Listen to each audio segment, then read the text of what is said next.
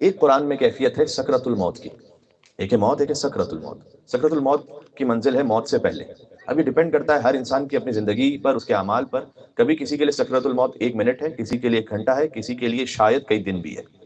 اور قرآن میں اس کی آیت موجود ہے سورہ قاف میں کہ جاءت سکرت الموت بالحق، کہ موت کی مستی، موت کا نشہ وہ پہنچ گیا حق کے ساتھ، ہر ایک کے پاس آنا ہی ہے۔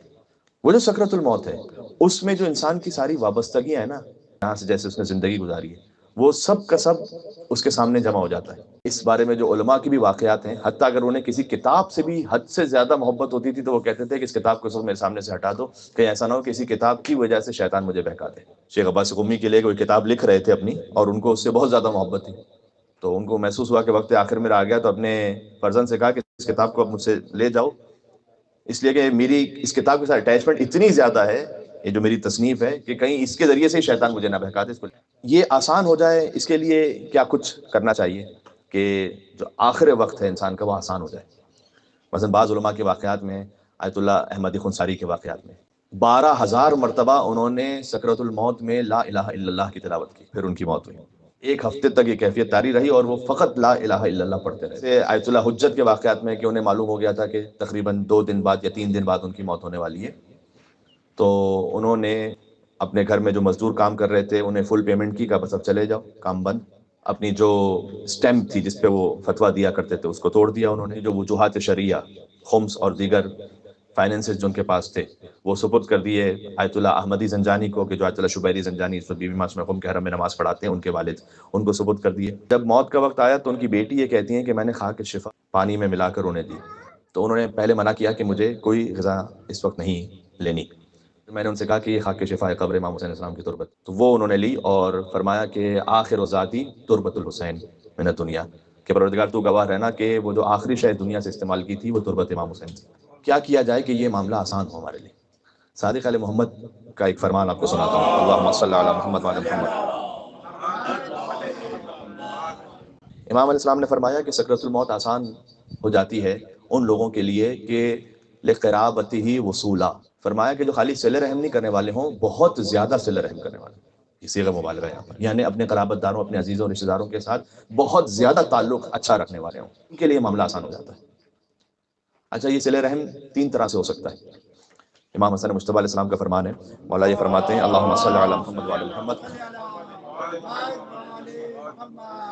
مولا یہ فرماتے ہیں کہ صلہ رحم یا کسی سے بھی مواسات آپ کسی بھی مومن سے کریں، وہ ہو سکتا ہے بمال او بجاہ او بکلمت طیبت، اپنے مال سے، یا اللہ نے جو آپ کو عزت اور آبرو دی ہے اس کے ذریعے سے کسی کا کام حل کروائیے، یا کلمہ طیبہ، اچھی کم از کم بات تو کیجیے۔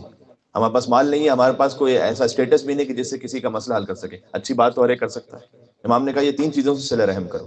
کبھی مال سے بھی زیادہ ضرورت اس بات کی ہوتی ہے کہ کسی کے ساتھ آپ بیٹھ کے کوئی بات کریں، کیونکہ ہو سکتا ہے کہ سامنے والا وہ بھی ثروت مند ہے، اسے مال کی ضرورت نہیں ہے لیکن کسی کے وقت کی ضرورت ہے۔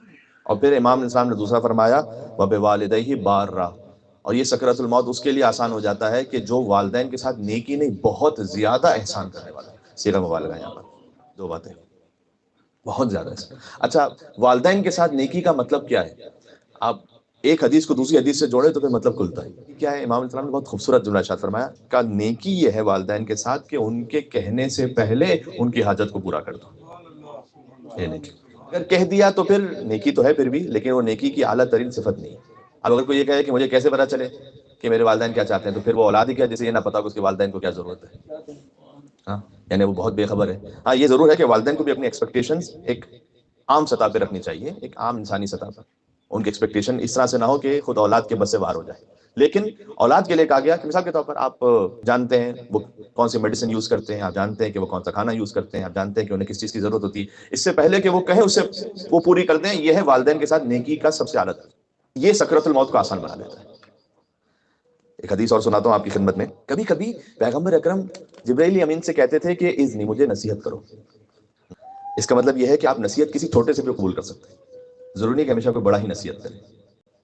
تو جبریل نے، ظاہر ہے وہ نصیحت کہاں سے کریں گے؟ خدائی کے حکم سے کریں گے۔ فرمایا کہ خدا نے 3 نصیحتیں کی، میں آپ تک پہنچاتا ہوں۔ پہلا فرمایا عش ما شئت فانک میت، کہ اللہ یہ کہہ رہا ہے کہ یا محمد صلی اللہ علیہ وآلہ وسلم، اے محمد صلی اللہ علیہ وآلہ وسلم، عیش ما شئت فإنک میت، آپ جیسے بھی زندگی گزاریں بالآخر فإنک میت، مرنا ہے۔ یہ پہلی نصیحت کی۔ یعنی کیا؟ یعنی فقیر ہو، امیر ہو، شراب پیتا ہو، پانی پیتا ہو، مجھے کہنے دیں مثلا کلب جاتا ہو، مسجد جاتا ہو، مرنا تو ہر ایک نے، جیسے بھی زندگی گزارو مرنا ہے۔ گولڈن میں بیٹھی ہے، لمبرگینی میں بیٹھی ہے، مرنا ہے۔ فإنک میت، پہلی نصیحت یہ ہے کہ مرنا ہر ایک نے۔ جو خدائی کا دعویٰ کرتے تھے وہ بھی مر گئے۔ پھر کہا احبب ما شئت فإنک مفارق، یہ بہت اہم ہے، بہت غور کیجیے گا کہ جس چیز سے بھی محبت کر لو بالآخر اس سے جدا ہونا ہے۔ ایک ایکٹیویٹی بسا اوقات کروائی جاتی ہے، میں اس کو دینی حوالے سے اس وقت پیش کر رہا ہوں آپ کے سامنے، کہ اس وقت خیر پین پیپر تو نہیں سب کے پاس کہ کوئی لکھ سکے، لیکن آپ اپنے دل میں سوچیے آپ کی اس وقت محبوب ترین ہستی کون ہے؟ دنیا کی وہ خاتون ہی ہو سکتا ہے کہ کسی کے لیے کوئی مال ہو، اس کی عزت ہو، کسی کی کوئی عادت ہو جو اس کے لیے سب سے محبوب ہے۔ فإنک مفارق، جو بھی آپ کا محبوب ترین ہے اس سے جدا ہونا ہے آپ۔ وَعْمَلْ مَا شِئْتَ، اور کچھ بھی آپ عمل کر لیجئے، فإنک لاقی، آپ اسی عمل سے ملاقات کریں گے۔ سبحان اللہ، اس عمل سے کیسے ملاقات کریں گے؟ ابھی سکرۃ الموت کی بات ہو رہی ہے۔ ایک جوان تھا، حضور مکرم اس کے پاس پہنچے، مرنے والا، تب سکرۃ الموت اس پہ طاری ہے۔ حضور نے اسے کہا کہ لا الہ الا اللہ، نہیں کہہ پا رہا، نہیں کہہ رہا لا الہ الا اللہ۔ حضور نے کہا کہ لا الہ الا اللہ، نہیں کہہ پا رہا لا الہ الا اللہ۔ حضور نے دیکھا کہ خاتون قریب میں تشریف فرمائے، پوچھا یہ کون ہے؟ فرمایا کہ یہ ماں ہے ان کی۔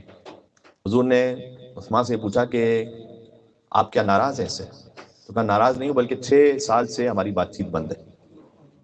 حضور مکرم نے کہا کہ میں آپ سے درخواست کرتا ہوں کہ آپ اسے معاف کر دیں، کیونکہ اس کی زبان پر اس وجہ سے لا الہ الا اللہ نہیں آ پا رہا ہے۔ یہ وہ نصیحت تھی جو اللہ تعالیٰ نے کی تھی کہ جو عمل کر لو گے اسے خود دیکھو گے اپنے سامنے، اس سے تو ملاقات کرو گے۔ اس خاتون نے کہا کہ یا رسول اللہ آپ کا حکم آیا، میں نے معاف کیا۔ تو حضور پھر اس کے پاس گئے، کہا کہ لا الہ الا اللہ۔ تو اس نے کہا لا الہ الا اللہ۔ اس کے بعد حضور نے کہا کیا دیکھ رہے ہو؟ اس نے کہا کہ میں اب بھی اپنے اطراف میں کچھ سیاہ تصویروں کو اور سیاہ ایسی مخلوقات کو دے رہا ہوں جس سے مجھے خوف آ رہا ہے۔ حضور نے کہا کہ یہ پڑھو یا من یقبل الیسیر ویعفو عن الکثیر اقبل من الیسیر واعف عن الکثیر انک انت الغفور الرحیم۔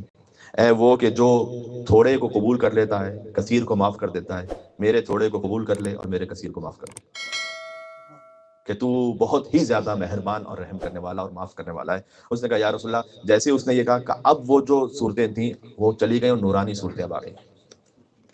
ہم اپنے عمل سے ملاقات کریں گے انشاءاللہ۔ ہمارا سکرۃ الموت کا معاملہ اچھی طرح سے گزرے، اہل بیت علیہ السلام سے ملاقات ہو، اس وقت مل کے صلوات بھیجیں محمد، اللہم صلی علی محمد وعلی محمد۔